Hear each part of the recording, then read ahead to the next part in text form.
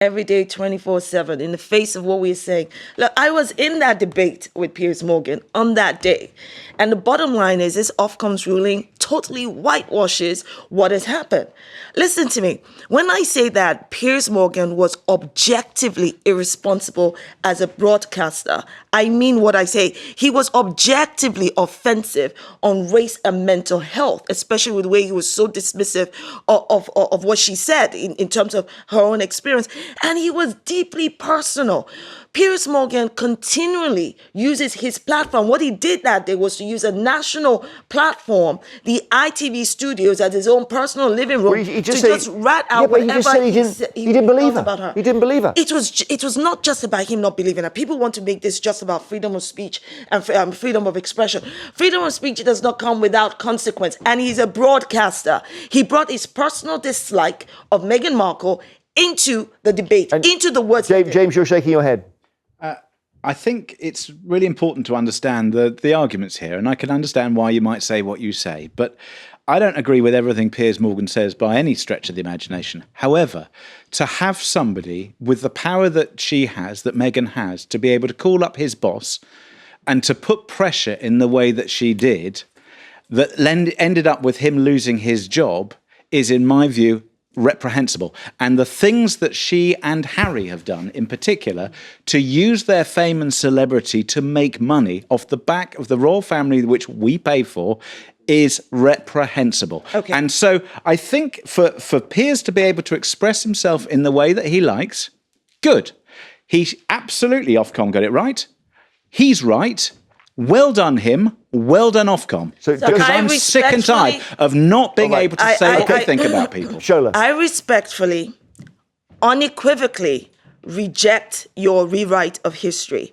The fact that Meghan Markle reached out to ITV, like if I was complaining, all of us reached out to ITV, a lot of people reached out to ITV or to Ofcom. Yeah, but you couldn't and I couldn't get through. No, but let me put it this way.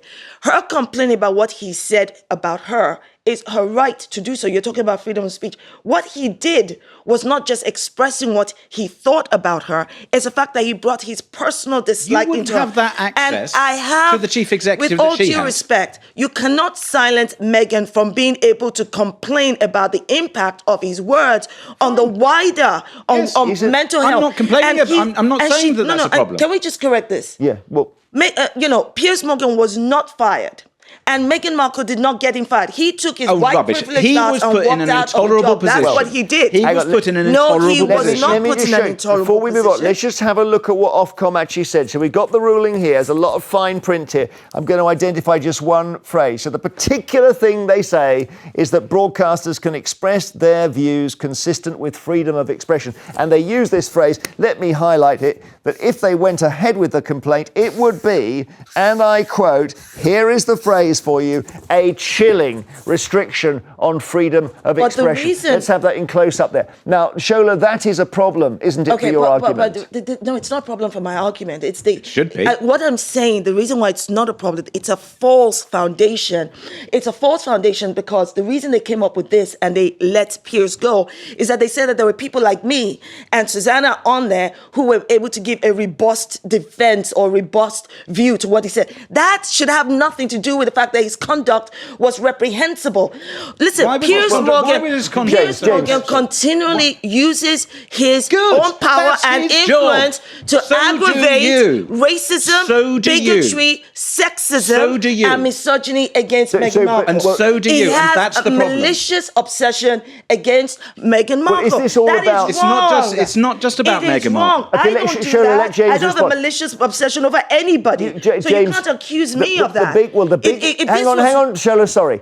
That you're saying this comes in the end down to race. No, not just to race. It's the whole thing. He's a broadcaster. Yes. It's not his personal living room, the Good Morning Britain studio. He brought his personal dislike of Meghan Markle into what could have been, I don't believe her. Nobody needs him to believe it. That's not the point. But the way he spoke about mental health, the way he spoke about race, the way he turned the whole conversation to be about Queen, let James speak. And I did disagree with him. I'm saying the impact, James. Let James speak. So many people who experience mental health will be impacted by what he did, because that okay. emboldens other people right. to go ahead and James, do it. what about the mental health point? The mental health point is a really important point, and I agree with it. We've got to have proper conversations, and he did actually correct himself on the basis of what she did, but what he said, which was wrong. But my view is that it's not about it being his personal living room or anything else. I want to have a country where broadcasters and people and individuals of all different views,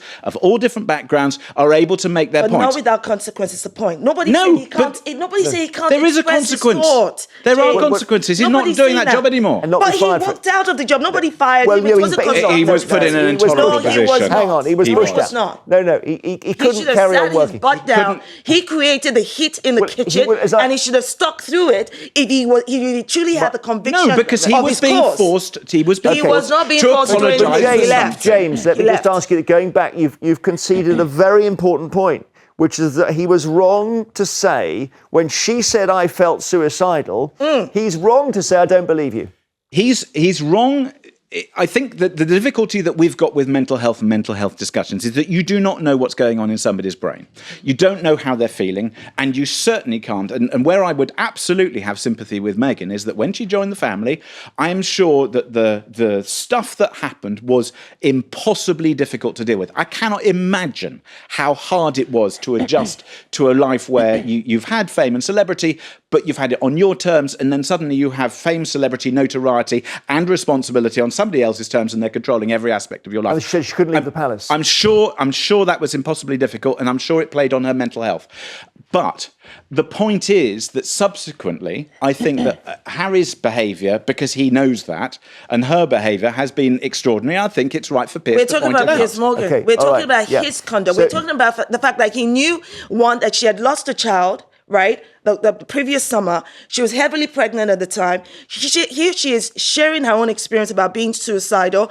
He uses his platform to not just say, I don't believe her, which he can or can't believe her. That's not the point. The point is, he uses language that not only dismisses, but it derogates that kind of, that kind of but experience. you That may is find, wrong. James may agree with you on that point, and Ofcom did as well, because they said his words on the actual mental health part of the interview with Oprah, which he didn't believe, they said was potentially harmful and highly offensive. Which is That's not why what the headlines Ofcom are ruling- saying. Yes, it's All not, of the no. headlines are like, Piers Morgan has won against Meghan Markle. Piers Morgan and Meghan Markle were never in a battle in the first place, because right. Meghan Markle Well, doesn't even recognize Okay. that Piers Morgan exists. Yeah, 'cause That's she cut him off. Okay, exactly. let's stop here. Let's pause.